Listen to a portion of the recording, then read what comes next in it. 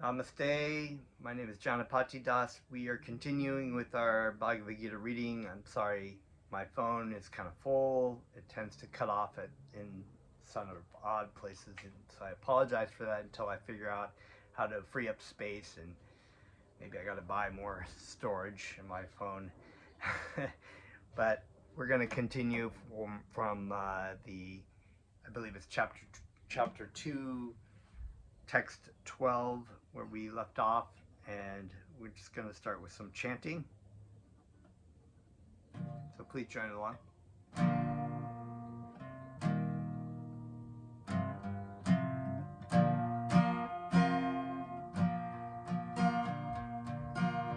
Namo Siddha Swarupananda Paramam Sanamine Gaurakaruna Swarupaya Radhakrishna Stayate Namo Siddha Swarupananda Paramaham Sanamine Gaurakaruna Swarupaya Radhakrishna Vishtayate Bhajashri Krishna Chaitanya Prabhu Nityananda Shri Advaita Gadadhara Srivastava Bhakta Vrinda Bhajashri Krishna Chaitanya Prabhu Nityananda Shri Advaita Gadadhara Srivastava Bhakta Vrinda Nitai Gaur Hari Bol, Hari Bol, Hari Bol, Nitai Gaur Hari Bol, Hey Krishna, Krishna, Krishna, Hare Hare, Hare Rama, Hare Rama, Rama Rama, Hare Hare, Krishna, Hare Krishna, Krishna, Krishna, Hare Hare, Hare Rama, Hare Rama, Rama Rama, Hare Krishna, Krishna, Krishna, Krishna, Hare Hare, Hare Rama, Hare Rama, Rama Rama, Hare Hare, Hare Krishna, Krishna, Krishna, Krishna, Hare Hare, Hare Rama, Hare Rama, Rama Rama, Hare Hare.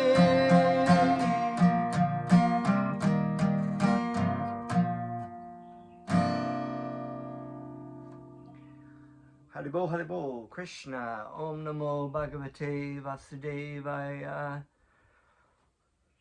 was born in the darkness of ignorance, and my spiritual master opened my eyes with the torch of knowledge. I offer my most humble obeisances unto them.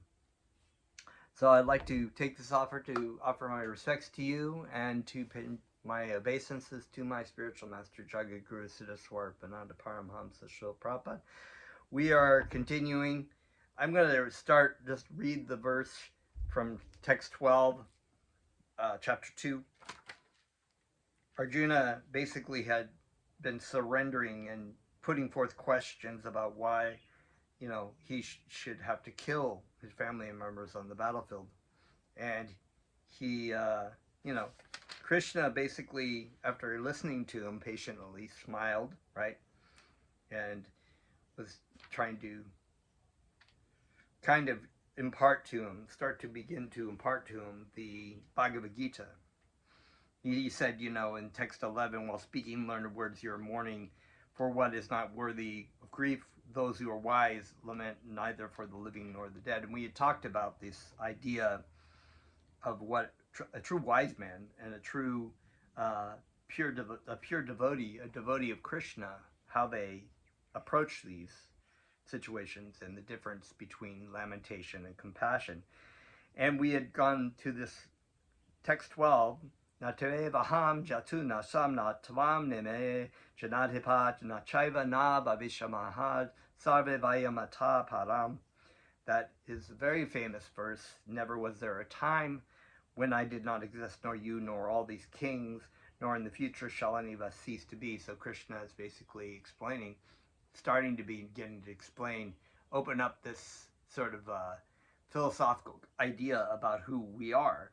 He's saying that none of these people on the battlefield, nor myself, nor you, nor anybody who's living has ever had a beginning or an end.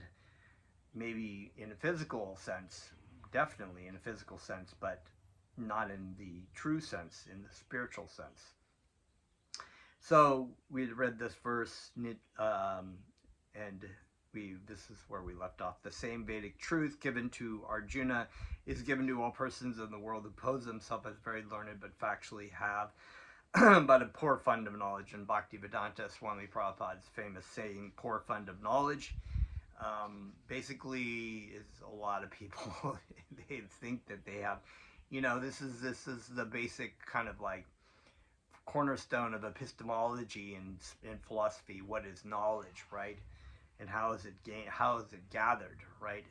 So what is true knowledge? A lot of people have knowledge. You can go out onto social media, everybody feels like they have a sort of a pretty ample amount of knowledge in what the reality of things is. But actually and factually, as Bhaktivedanta said, these people have a poor fund of knowledge, so they have very little knowledge. They may think it's real knowledge. I mean, because, speculative knowledge and speculation is not really knowledge after all. It's mental gymnastics. It's a way of like, look how flowery, and this is sort of the realm of art and music and kind of the amazing thing about humans. I was thinking about this the other day. The ability for humans to inquire is what makes the human form of life unique. And what comes out a lot of times is mental speculation, because we try to figure out with our noodle exactly what all this is really. But there is, Veda means truth, and the Vedic truth is the truth. It is the reality truth. So all other is just a poor fund of knowledge. And so this Vedic truth is given to everyone. Bhagavad Gita is given to everyone. The Lord says clearly that he himself, Arjuna, and all the kings who are assembled on the battlefield are eternally individual beings, and that the Lord is eternally the maintainer of the individual living beings, both in their conditioned as well as in their liberated situation. So that's a very amazing truth. It's basically stating that we are not our body nor our mind. We are eternal and we are spiritual in essence, the same as Krishna, but not the same in quantity. And Krishna is, although spiritually the same energy as us, is actually the maintainer of all the living beings, whether they are realized or not, whether they are conditioned, which is, most of us.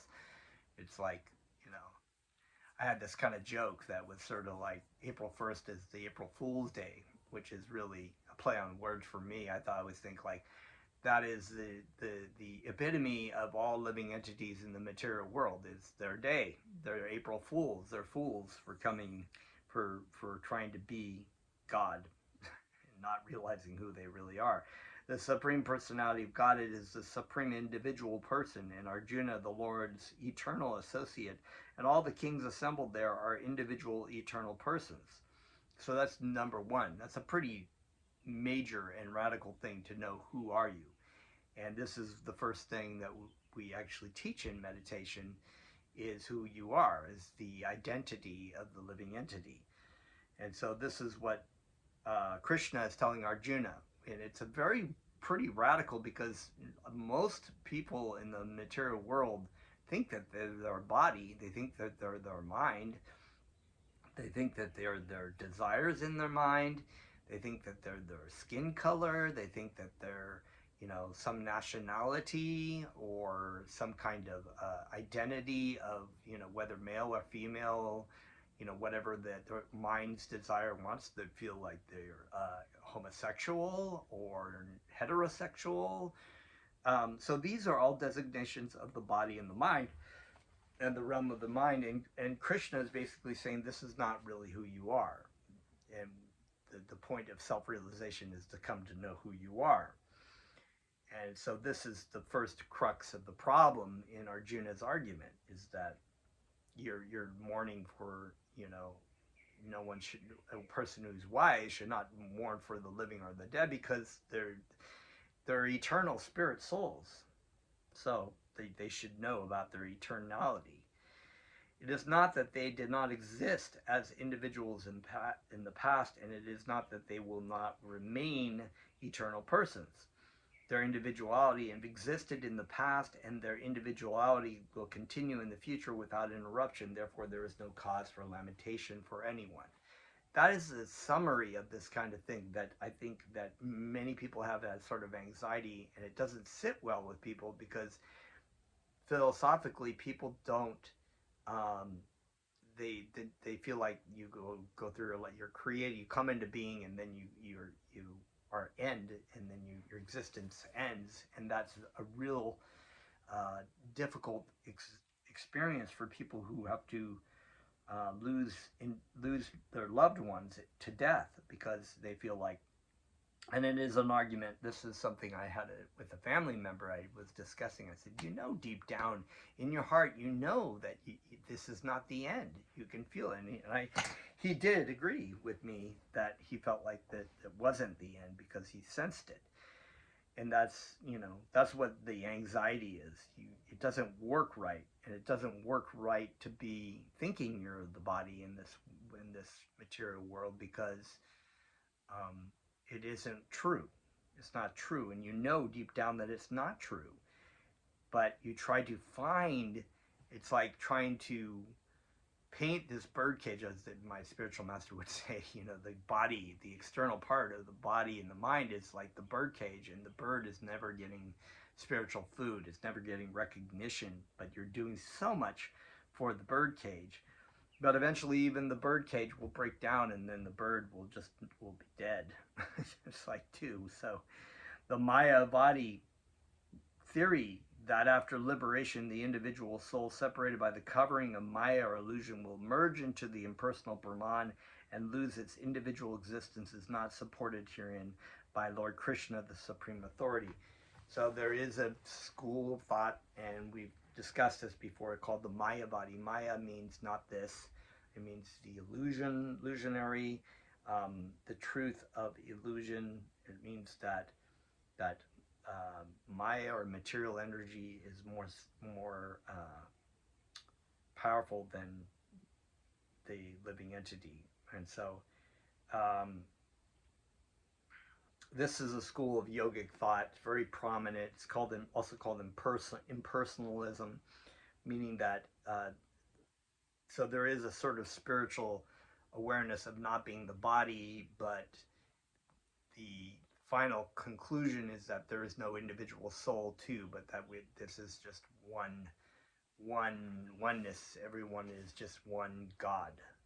We are God. And there is actually, the Vedic truth does not support this, but people try to do mental gymnastics with this also. So we'll get more into this idea of Maya body, because it's explained, and there are people who try to translate the Bhagavad Gita and do their mental gymnastics to try to twist to a Maya body philosophy. But the Bhagavad Gita is pretty straightforward, and it explains, and they have difficulty trying to do that. So a lot of times you'll even find Bhagavad Gitas that are like the first 5 chapters only, because they can't, once you get past a certain place. It's just so obvious that this is what the truth is that they can't translate it. Nor is the theory that we only think of individuality in the conditioned state supported herein. Krishna clearly says herein that in the future also the individuality of the Lord and others, as is confirmed in the Upanishads, will continue eternally. This statement of Krishna is authoritative because Krishna cannot be subject to illusion, because Krishna is the Supreme Personality of Godhead. So God cannot be subjected to illusion, which is a fallacy in Mayavadi philosophy, that somehow or another God wants to come and enjoy his Leela in the material world. Therefore, he puts himself into illusion and forgets his identity and becomes fragmented into a individual body.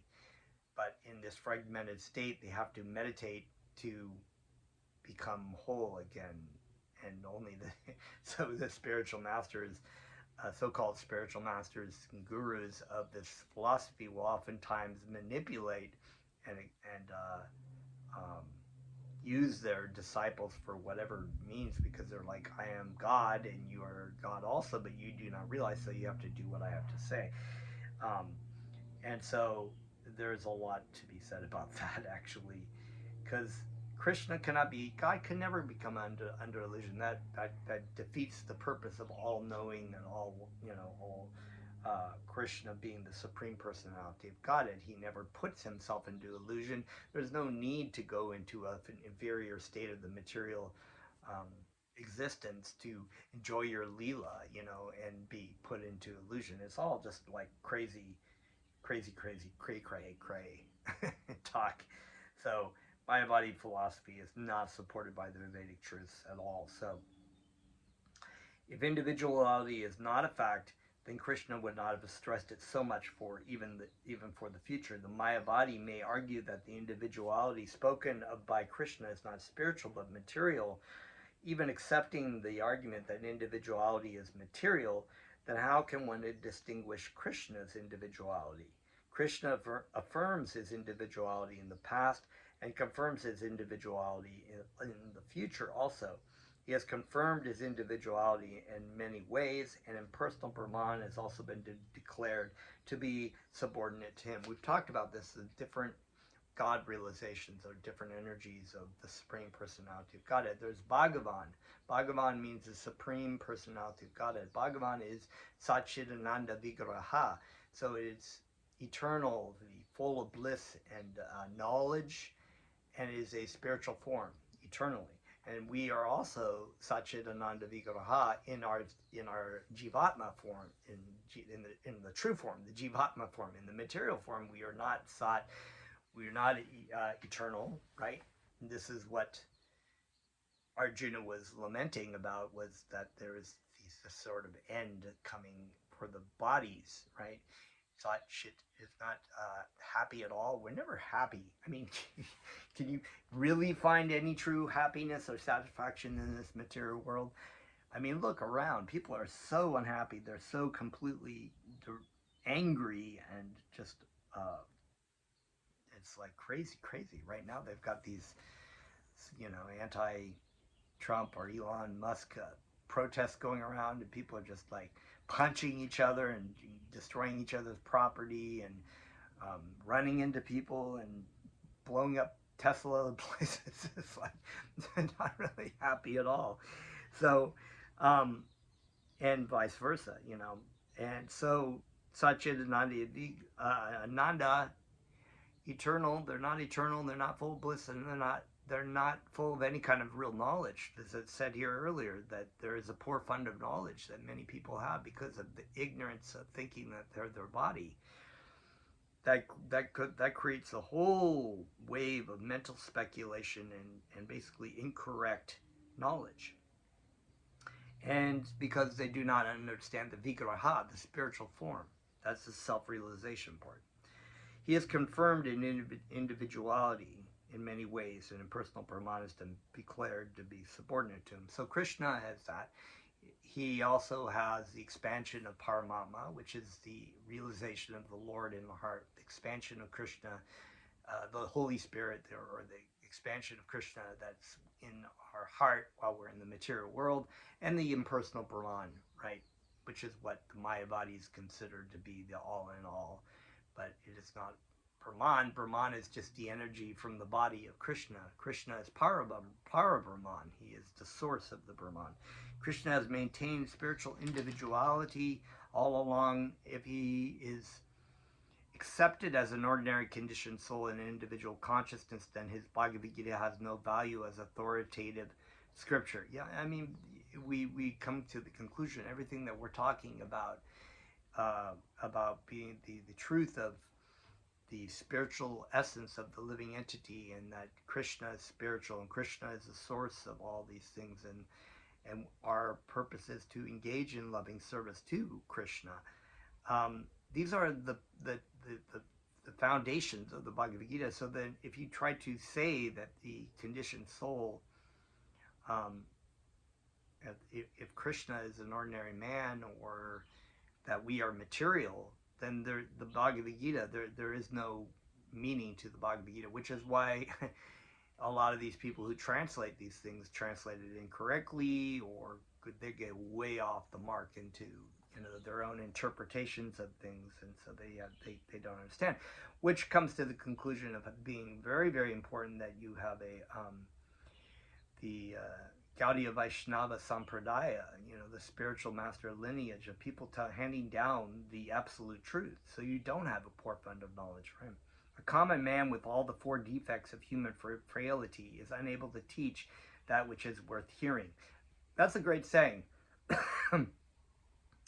That is a great saying, and that's a thing that should be put on the wall, and people should have that. They should have that on Facebook. A common man with the 4 defects of human frailty is unable to teach that which is worth hearing. Most of what people have to say in their vlogs and blogs and comments on Facebook and TikTok and everything on YouTube comments, and thousands of comments that everybody feels like is so important, is not worth hearing, because these people are all defected by the human frailty of the conditioning of the mind.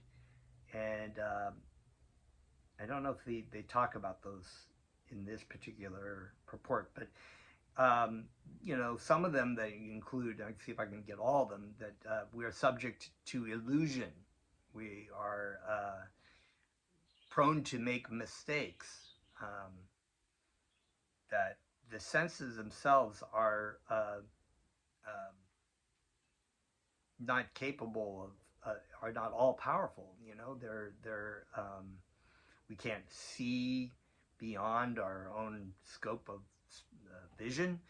We have no idea of what's happening in the past or in the future. We have,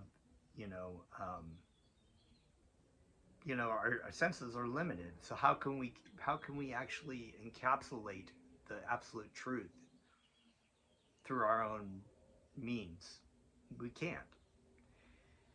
When one accepts Krishna as an ordinary man, the Gita loses all importance. The Mayavadi argues that the plurality mentioned in this verse is conventional and that refers to the body. But previous to this verse, such a bodily concept is already condemned. After condemning the bodily concepts of the living entity, how is it possible for Krishna to place a conventional proposition on the body again? So here, Bhaktivedanta is saying Krishna already said that it's not the body. And he even says, even if it were, you still have, we'll get to that actually. There's a point where he says, even if it were, but it isn't. So he's already making it clear that it's not the body. Therefore, individuality is maintained on spiritual grounds and is thus confirmed by great acharyas like Sri Ramanuja and others. Ramanuja, of course, was in the lineage pre-Lord Chaitanya and after Lord Buddha. It is clearly mentioned in many places in the Gita that this spiritual individuality is understood by those who are devotees of the Lord. Those who are envious of Krishna as the Supreme Personality of Godhead have no bona fide access to the great literature. It's like, if you don't really want to see, it's not, it's like mentally you can come up with things, okay, I changed my opinion and whatever like that. But if you don't really want to see, Krishna's not, it's like, okay, I'll just give you what you want. You know, you can deny my existence. I'll give you all the arguments for denying my existence. Krishna provides the atheist for that. And then maybe they get kicked around enough and they're like, wait a minute, what's the... Then they put themselves in a humble position, and then Krishna gives them the insight to see. Therefore, individuality is maintained. Okay, so we read that. Those who are envious of Krishna as the Supreme Personality of Godhead have no bona fide access to this great literature. The non-devotee's approach to the teachings of Gita is something like bees licking on the bottle of honey. One cannot have a taste of honey unless one opens the bottle. That's a really wonderful analogy of bhakti yoga, you know. You can read all kinds of books, but you can't really experience what, you know, it's kind of like, you know, what a mango. If somebody was to tell you everything, a description about mangoes, but you had never tasted mangoes, you would never really know what that was. Similarly, the mysticism of the Bhagavad Gita can be understood only by devotees, and no one else can taste it, as is stated in the 4th chapter of the book. Nor can the Gita be touched by persons who envy the very existence of the Lord. And enviousness, you know, this is, we'll get into this kind of thing when we talk about lust and anger and these things that kind of block the vision from, you know, Krishna tells Arjuna that I give you this information because you are my dearest friend. Arjuna basically had surrendered himself, and this is why Krishna says you have to approach a spiritual master in a humble state of mind. You have to be receptive to receive something. You have to be willing to put aside your own kind of like, this is what I think kind of thing. And this is what Krishna is saying. Okay, you want to know, you've tried to put all your stuff, this is what I think, in front, and now I'm going to put those aside. You got to put those aside and listen and take into your heart. This is the process of, but it's a receiving, it's a descending process. We receive the chanting of Krishna's names by humbly putting ourselves in the receptivity of the chanting of the holy names. We don't put ourselves above. We don't try to ascend to the truth. We actually descend to the truth. So it's a wonderful thing. Lord Chaitanya has forbidden us to read commentations made by the Mayavadis and warns that one who takes to such an understanding of the Mayavadi philosophy loses all power to understand the real mystery of the Gita. If individuality... Okay, sorry, I jumped ahead there. Let's see. Therefore, the Mayavadi explanation of the Gita is the most misleading presentation of the whole truth. Lord Chaitanya has forbidden us to read commentations made by the Mayavadis and warns us that one who takes to such an understanding of the Mayavadi philosophy loses all power to understand the real mystery of the Gita. If individuality refers to the empirical universe, then there is no need of teaching by the Lord. If the plurality of the individual soul and the Lord is an internal fact, then it is confirmed by the Vedas as above mentioned. So very nice, you know. So, yeah, it's very wonderful, and it's actually told to us that the reading of impersonalist interpretations of the Bhagavad Gita is like drinking poison from the snake. So or drinking milk that's been had poison put in there. So we should not, because Mayavadis and personalists believe that they are God, believe that we're all God. So this is a very envious. They don't like the idea of someone other than themselves to be a God. This is enviousness, and you don't want to be reading this.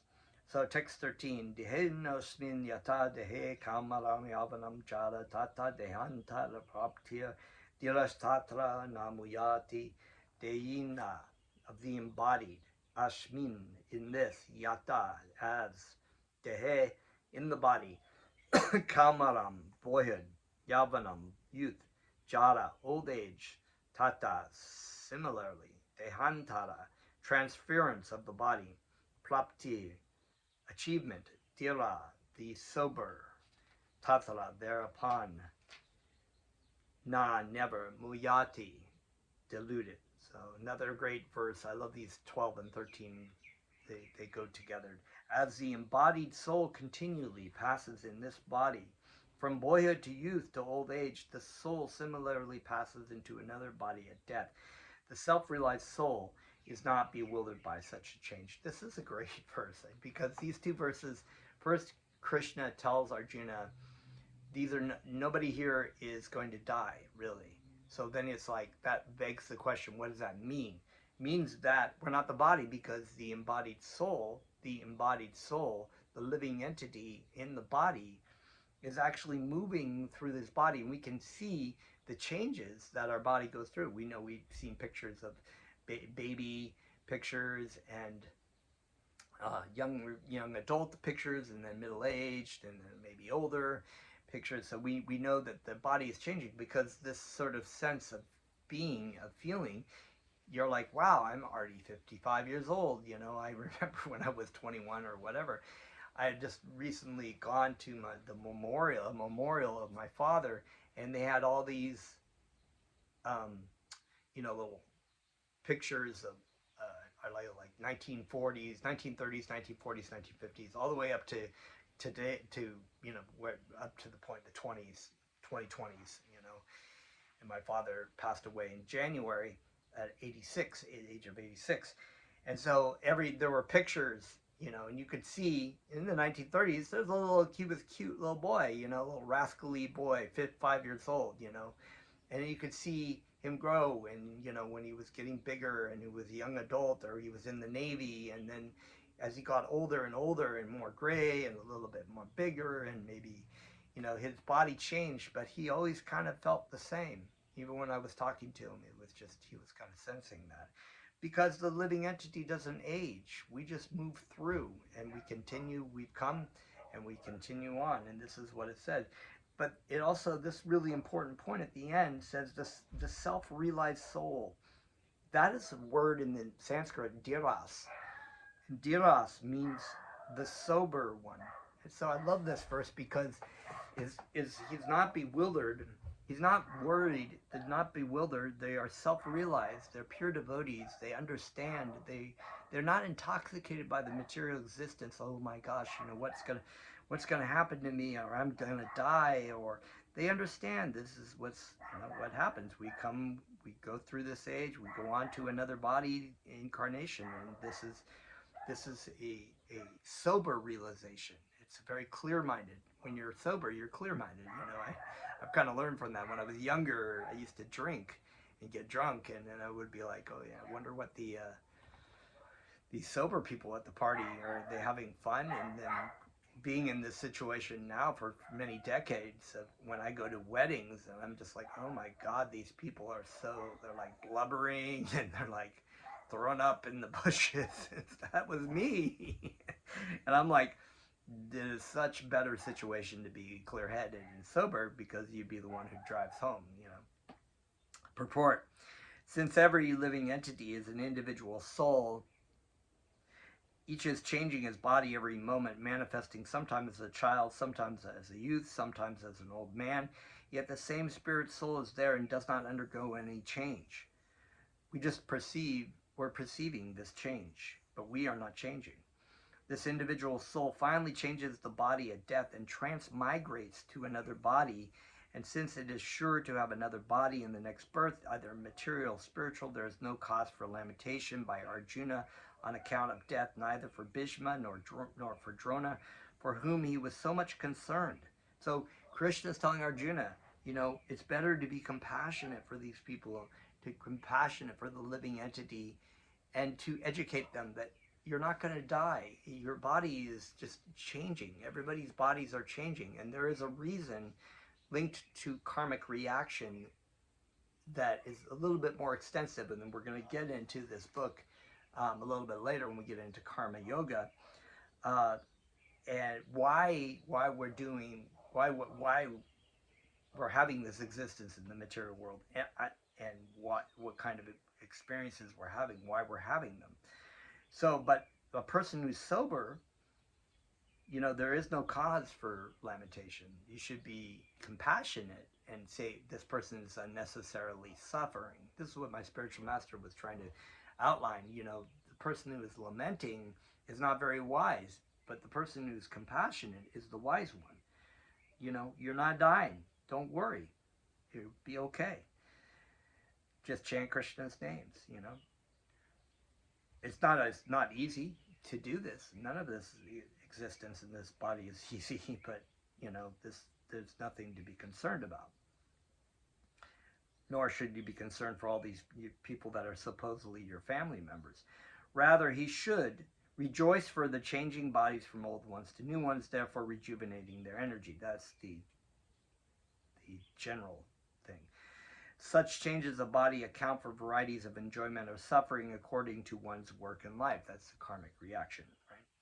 So Bhishma and Drona, being noble souls, were surely going to have either spiritual bodies in the next life, or at least lives in heavenly bodies for superior enjoyment of material existence. So in either case, there was no cause for lamentation. So from a very superficial point of view, from the sort of like Varnashram point of view, you know, the warriors were going to go to the heavenly planets anyway. So any man who has perfect knowledge of the constitution of the individual soul, the super soul, and nature, both material and spiritual, is called Dhira, the most sober man.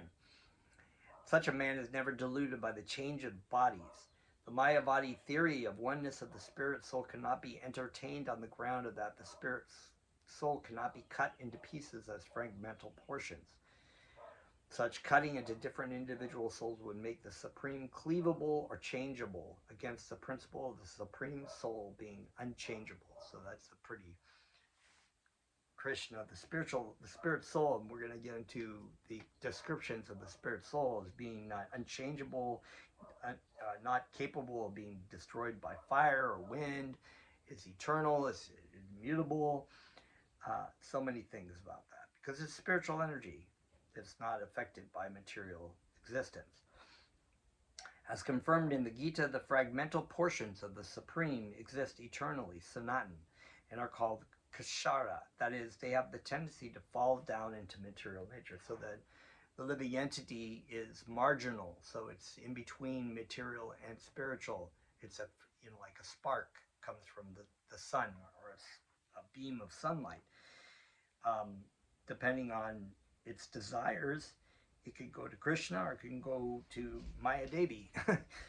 These fragmental portions are eternally too, and even after liberation, the individual soul remains the same fragmental. So the spirit soul is fragmental, in other words, part and parcel of Krishna, but it itself cannot be cut into pieces, or, so we'll get into that.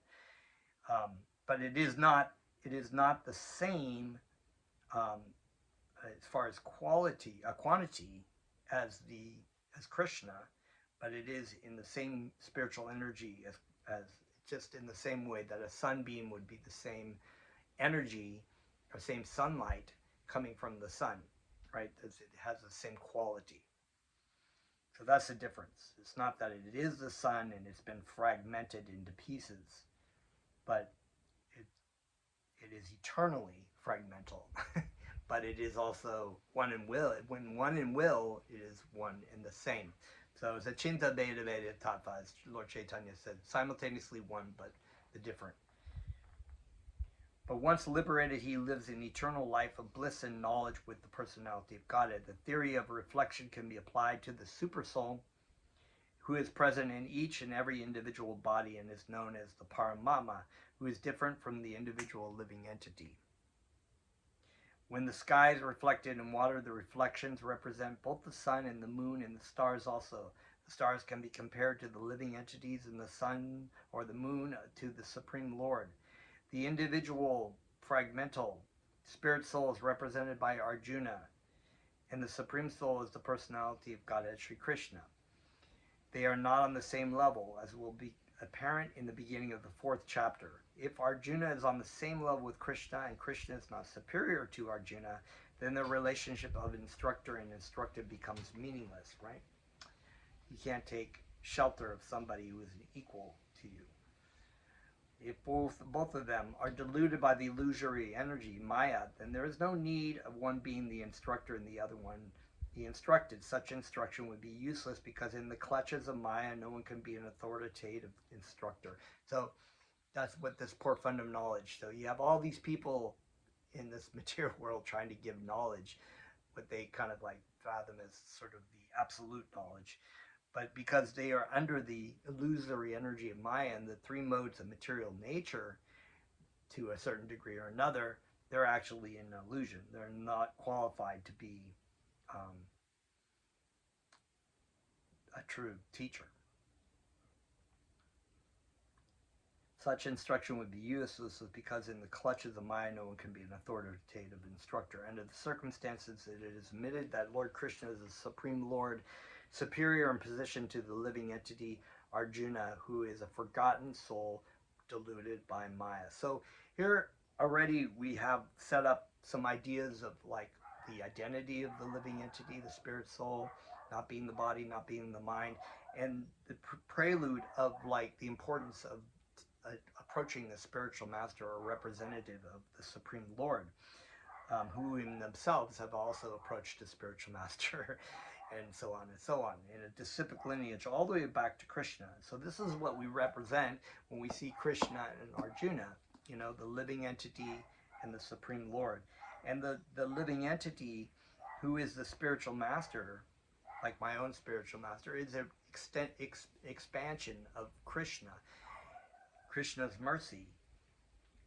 He has surrendered his life to the pure devotee of Krishna as well, and so therefore is qualified to be a representative. So we'll get more into that, and so some of these ideas are already kind of coming to, and we will continue. There's some really great verses in this chapter 2 which describe the spirit soul, and so we will continue more with this contents of Gita summarized. See you next time. Haribol.